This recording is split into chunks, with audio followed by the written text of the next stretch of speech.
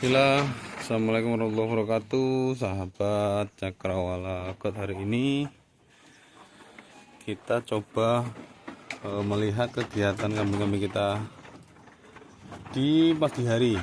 Nah, ini adalah kambing-kambing kita yang sudah melalui tahapan seleksi fase pertama. Nah, ini adalah kambing-kambing yang menurut kita lebih baik daripada kambing-kambing yang sudah kita jual, sahabat-sahabat. Jadi ini tidak genap 20 ekor lagi ya. Kita sudah jual sebanyak 7 ekor induk yang menurut kita dari penilaian kita tidak optimal.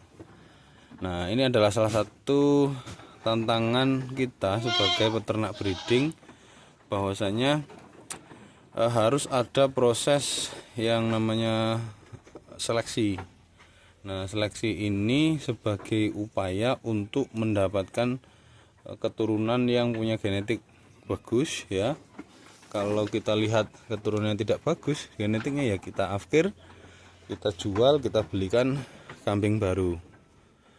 Nah, ada ini sahabat-sahabat ya, dari sisi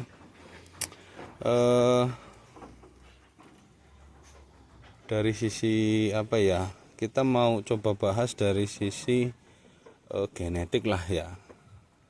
Nah, hari ini kita mau coba membahas mengenai genetika ternak kambing. Nah, ini agak mengerucut ya. Kambing itu sahabat-sahabat, kita sudah sama-sama tahu bahwa kambing adalah hewan prolifik, hewan yang mampu menghasilkan anak lebih dari 1 ekor ya. Bisa 2, bisa 3, bahkan ada yang 4. Kemarin kita dapat 4 tapi mati 1 karena yang 1 sangat kecil ya, tapi yang ukurannya agak sedang itu ya hidup semua, survive semua. Nah, ini ya. Kemudian dari sifat mereka ya, yang prolifik atau mampu menghasilkan anak lebih dari 1 ekor dalam 1 siklus kelahiran. Nah, itu sebagai apa ya, potensi untuk kita kembangkan. Maka dari itu kita coba pelajari bagaimana cara membuat kondisi kambing yang bisa memproduksi cempe lebih dari 1 ekor kan gitu. Nah, konklusinya apa? Kemarin kita sudah bahas bahwasanya kita perlu menjaga kondisi induk agar supaya tingkat kegemukannya itu ideal untuk mencapai itu, untuk mencapai punya anak lebih dari 1 ekor. Nah, kan gitu. Jadi kita punya standar, induk-induk kita harus punya tingkat kegemukan yang ideal ya, tidak kurus, tidak juga terlalu gemuk, yang sedang-sedang saja. Artinya kita harus punya standar ya toh. Nah, bagaimana induk kita supaya bisa sehat ya, dengan kualitas postur tubuh yang mendukung mereka untuk memproduksi cempe lebih dari 1 ekor. Nah, kemudian setelah kita selesai di urusan itu ya, kambingnya gemuk-gemuk, maka kita naik kelas ya. Kita sekarang sudah berbicara mengenai genetik ya. Kita gini sahabat-sahabat, sudah mencoba masuk di pasar, atau bukan pasar dalam arti ini ya, pasar tempat jualan ya, tapi di mana ada orang butuh kambing gitu loh sahabat ya. Nah, kita sudah cari dan ternyata di wilayah bagian lain ya, di wilayah bagian lain Sumatera, yaitu di Provinsi Riau, itu permintaan sangat besar dan suppliernya rata-rata dari Lampung. Nah, kita mencoba masuk ke sana dan ternyata ada standar tuh di sana. Ya, kambingnya harus gemuk, bobotnya di bawah 20 kilo. Nah, ini tantangan bagi kita. Kalau yang paling laris itu, maka kalau kita pelihara kambingnya kambing lokal, maka untuk mencapai bobot 18-19 kilo itu paling butuh setengah tahun lebih. Tapi kalau kita memproduksi kambing jenis bur yang punya genetik pedaging, ya, kemungkinan di bawah 3 bulan sudah tercapai 18 kilo kalau kita betul-betul intensif, kalau mau masuk di market sana. Itu satu. Yang kedua, kalau kita bermain genetik, ada potensi captive market. Kalau kita ini ya, kalau kita istilahkan lah ya, market komunitas. Gimana tuh cara ini ya? Jadi kalau kambing yang punya keunggulan genetik, biasanya mereka membentuk komunitas secara organik, kemudian punya standar harga sendiri. Kalau standar harga potong mungkin ya 1 kilo hidup bisa 40 sampai 50 ribu, ya kan?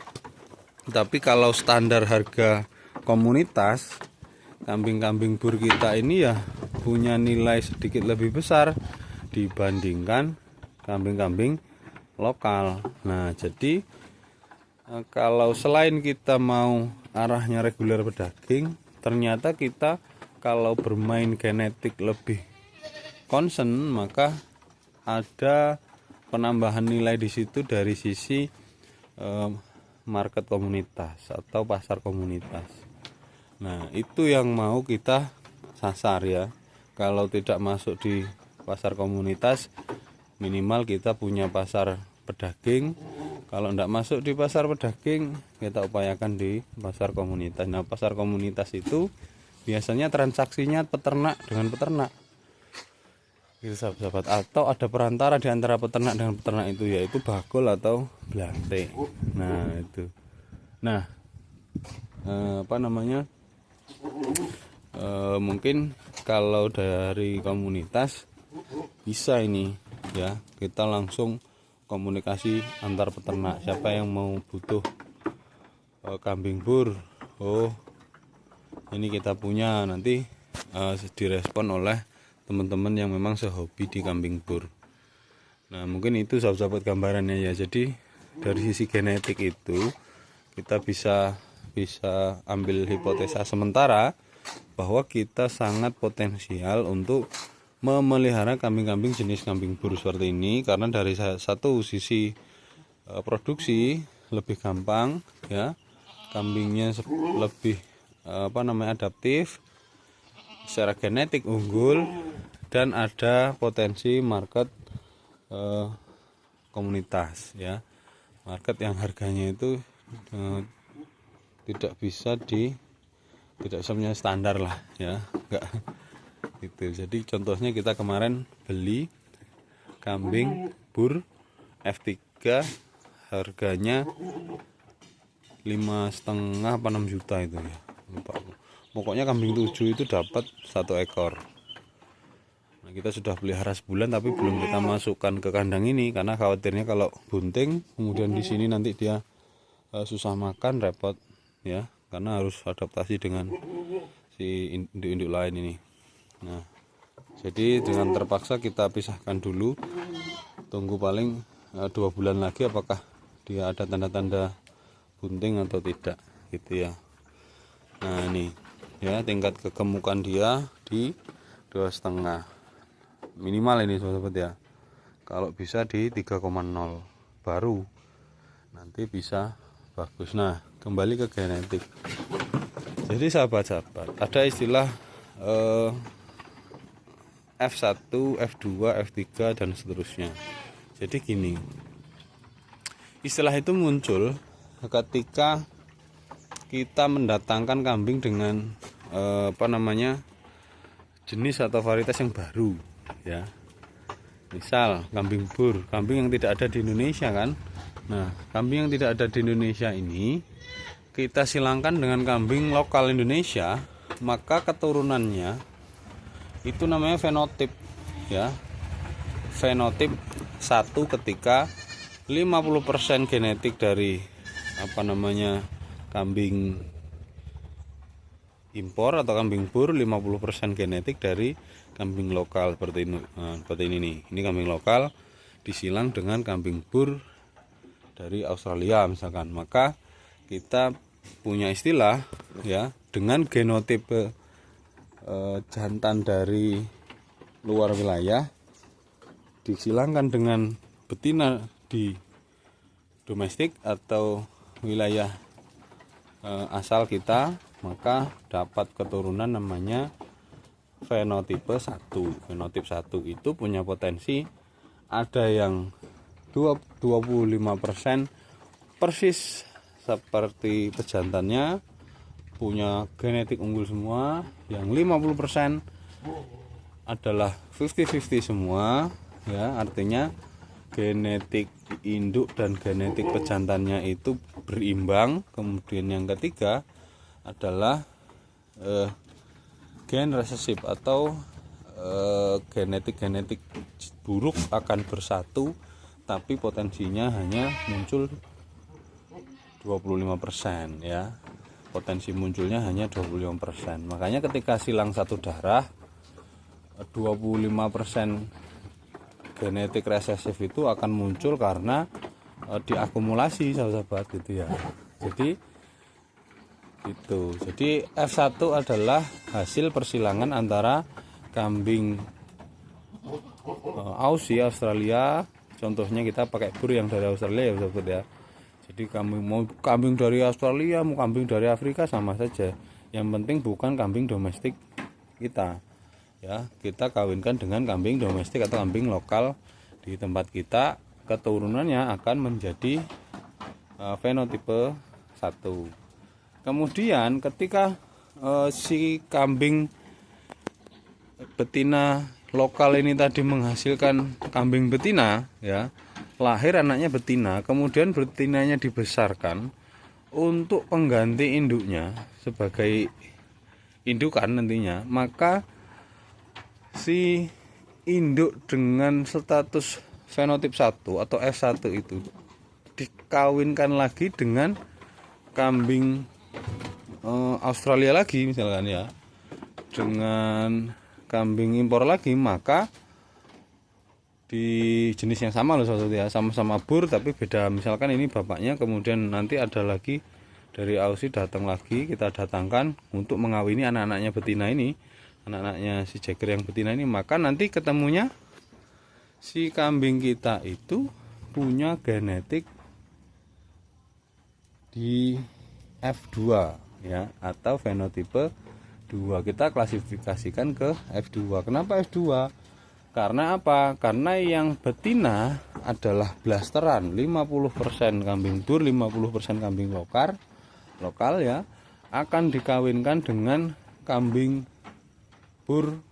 Maka kambing bur itu kan genetiknya 100% bur ya, mengawini indukan yang punya darah bur 50%, maka persentase darah burnya akan meningkat. Nah, performa atau penampilan kambingnya akan upgrade dari yang awalnya blasteran ya, blaster seperti ini. Nah, ini blaster. Kalau ini blaster kemudian kawin dengan kambing bur, maka misalkan ini F1 sahabat-sahabat ya, anak dari kambing bur full blood tapi induknya lokal, kemudian beranak, ini namanya F1.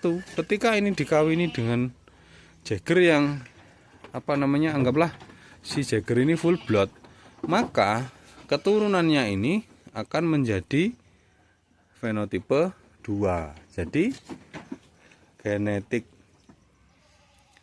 burnya itu sama dengan 100 ditambah 50 dibagi 2. Berarti 75% nanti penampilannya seperti bur anaknya ini. Ya. Kemudian anaknya yang ini itu dibilang F2, kalau disilangkan kembali ke kambing bur, maka nanti fenotipenya masuk di F3 gitu loh sahabat ya. Jadi gitu. Syaratnya adalah dalam perkawinan jantannya harus full blood dan menghindari inbreeding atau kawin saudara. Jadi supaya apa? Genetik resesifnya itu tidak punya potensi muncul besar. Gitu sahabat-sahabat ya. Jadi dan seterusnya. Jadi sahabat-sahabat, kalau mau beli kambing bur, sebetulnya kita harus betul-betul pastikan apakah ini secara genetik F1, F2, F3 atau cross. Cross itu artinya nggak jelas. F1 dikawin dengan lokal jadi cross, F1 dikawin dengan F1 jadi cross, F1 kawin pokok F3 jadi cross ya. Tidak bisa upgrade ke F selanjutnya ya. Jadi karena apa? Fenotipe itu adalah indikator seberapa besar potensi performa dari ternak itu atau penampilan dari ternak itu. Kira-kira gampangnya gitulah ya. Kalau kita punya kambing murni dari Aussie, Australia, kemudian kita silangkan dengan kambing-kambing lokal, kita akan dapat F1 atau kambing fenotipe 1 yang 50% punya genetik bur, 50% punya genetik lokal. Jadi seperti itu. Nah, nanti jadi sahabat-sahabat kalau mau beli kambing, upayakan paham tentang ini ya, pelajaran dasar genetika ternak. Jadi tidak tidak gampang terpengaruh oleh black market. Pasar gelap itu pasar yang gak jelas kan gitu. Ngomongnya F1, F2, F3, bapaknya siapa nggak tahu, terus betinanya dari mana nggak ngerti. Yang penting kalau kelihatan kayak kambing bur ya ini F1, F2 apa F3 gitu. Nah, tidak seperti itu ya. Jadi sahabat-sahabat, dia nanti sedikit-sedikit belajar, kita bareng-bareng ya. Jadi mudah-mudahan bisa menjadi salah satu sumber ilmu pengetahuan sahabat-sahabat untuk lebih semangat lagi beternak ya. Oke, jadi gitu. Jadi kira-kira itu sahabat-sahabat ya. Terima kasih atas atensi. Nanti kita di video selanjutnya akan coba bahas tentang bagaimana kandang ya, kandang itu yang ideal bagaimana. Nanti kita coba ukur ya, kandang kita ini ukurannya berapa. Oke, mungkin itu dulu. Terima kasih. Sampai ketemu di video selanjutnya. Assalamualaikum warahmatullahi wabarakatuh.